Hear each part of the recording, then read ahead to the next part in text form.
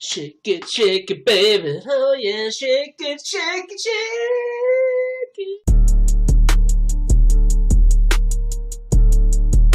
And if Jack Della looks the way he did last weekend, it's very, very intriguing fight because we've never seen Islam Makhachev fight up at 170 pounds.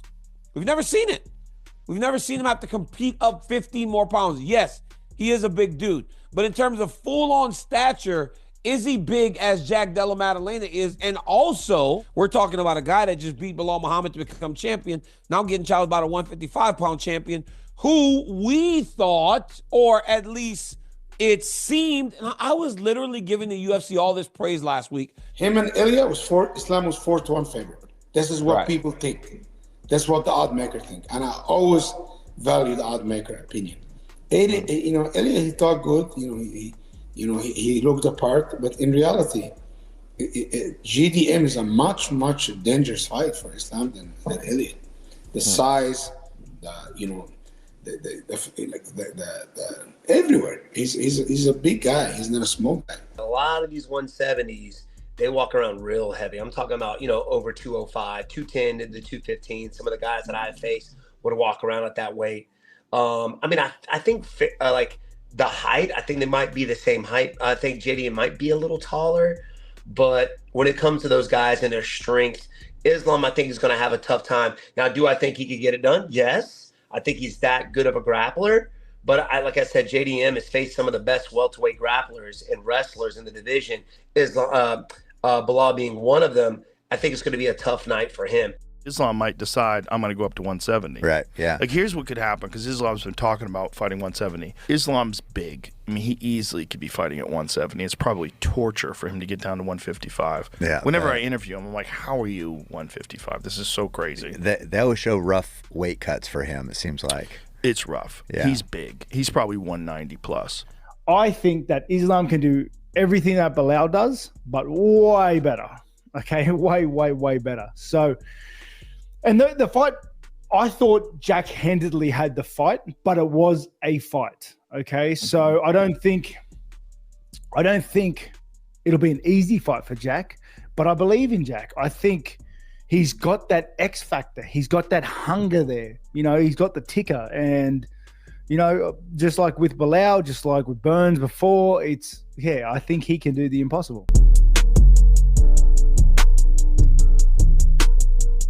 Islam, he was thinking about, moving up and whatnot, and now it's confirmed he's fighting JDM for 170, that title. Okay. Yeah, I don't know. I think it's hard, man. I don't think Belal, Belal would be a fight. That'd be a fun one. Belal, you should fucking finally sack up, dog. This is it. You can finally sack the up, dude. All that shit you talk, man. We can finally make it happen. Flash a belt, he kind of got fucked up. I got fucked up.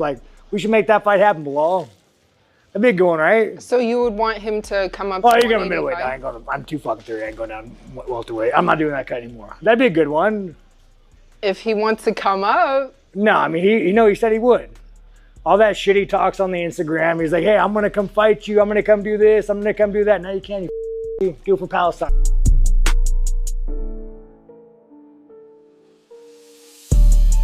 Islam did everything you could do to avoid that fight. That's just the truth, guys. That's just what happened. I don't know Ilya. I know Islam. I like Islam a lot. I happen to be a fan of Ilya, but I don't know him. But it's still what happened. Islam did everything you could conceivably do to not fight Ilya, including leave the division, including leave the championship. Hey, if you don't fight this guy, we're going to strip you of your championship. Strip me of my championship. There is nothing more that Ilya could do in our industry. Nothing. There is nothing that exists. Giving a belt, leaving publicly, walking away from it all to hunt a guy down. There is nothing more that Islam could do in our industry. Truly, these are literal statements. There is nothing in our industry that is a stronger way to get away from somebody than to leave the division and even leave the championship behind.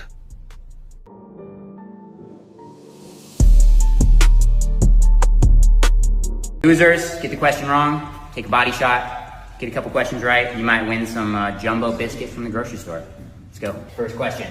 Who has the most cage times in UFC history? Jim Miller. Wrong.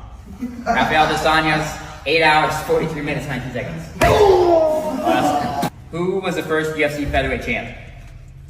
Jose Aldo. Yep, Jose Aldo. Who has the most significant strikes in UFC history? I don't have a clue. Max Holloway. Hey, correct. Max Holloway with 3,706. Okay, this is the tough one. No. What was the year of the first UFC event? 1998. 1993. What country has the most UFC champs? Dagestan. Dagestan's not a country. It's the US. Sorry, buddy. This one's got to be a softball question if I've ever seen one. Who is the most recent UFC champ? Most recent to win a belt? JDM. Correct. Name 3 UFC fighters that have had 2 belts in different weight classes.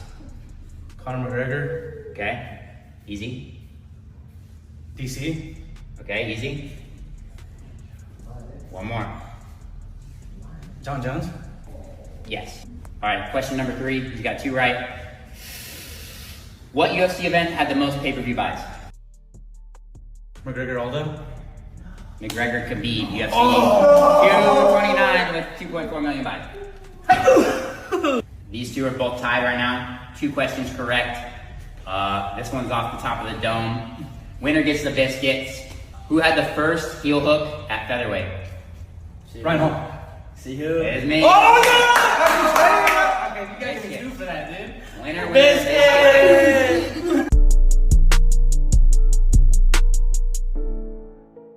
I don't think Khamzat is going to get him out of there early, and Dricus is a mother man. He keeps going, and every round, though it doesn't really look better, he looks better. His technique, he gets better every round, and I see Dricus like finishing him in the late rounds, like 4th round, 5th round, maybe with a lot of volume. I see Khamzat maybe taking him down in the 1st, 2nd round, getting to his back maybe. Yeah, I don't know. I think Dricus has a good shot.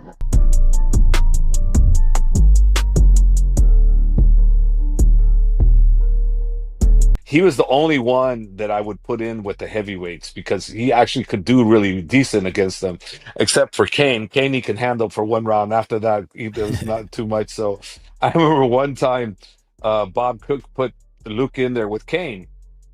And Luke is like, he's doing good. Luke's doing good because he's good. So he's really doing good, but he's getting super tired because of the pressure Cain puts on him. And before the 2nd round could even begin, Luke jumps right out of the cage. He's like, screw you guys. I'm not going with this. I'm not going with this guy. Where he jumps right out of the cage. He's like, no. I'm doing 1 round. That's it. So to me, that was one of the funniest things ever because, you couldn't do nothing but laugh because the way he did it. It's like he just did a hurdle over the cage, It was unbelievable.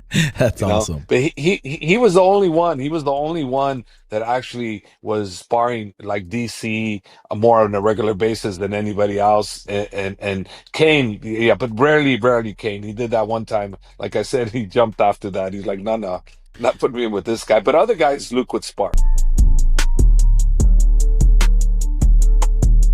Do you envision that being Ilya? Yeah, I think that's the biggest, apart from John Jones Aspinall, I think that's the biggest fight the UFC could make. Me versus Ilya. There's loads of history in it. There's bad blood. People love all that. He has done a lot in the sport since then. I do still think he's been hand-fed opponents. I seen someone putting something up the other day.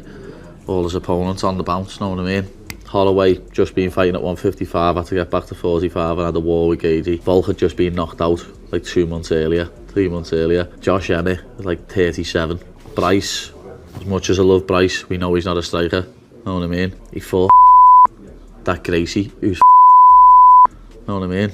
Like, most of his fights coming up, you can compare them to my fights as people are my opponents. Every fight he got before the title, Michael Chandler beats every single one of them. I reckon Bobby Green beats every single one of them. And I don't think he beat Volk if Volk hadn't been knocked out 3 months previous. I think that's one of the reasons why he did move to lightweight, because he didn't want to have that rematch with Volk. As you know, Holloway, he's been fighting in the UFC since he's been 21. What is he now, like 33? There's a lot of damage. You know what I mean? Them 2 fights with that second fight with Poirier, the third fight with Volk, like just some of the wars he's had. Nice ring to it, innit? To Poirier Pimblett for the top. Yeah, for the top. And I'll absolutely kick him everywhere. It's got a nice ring to it.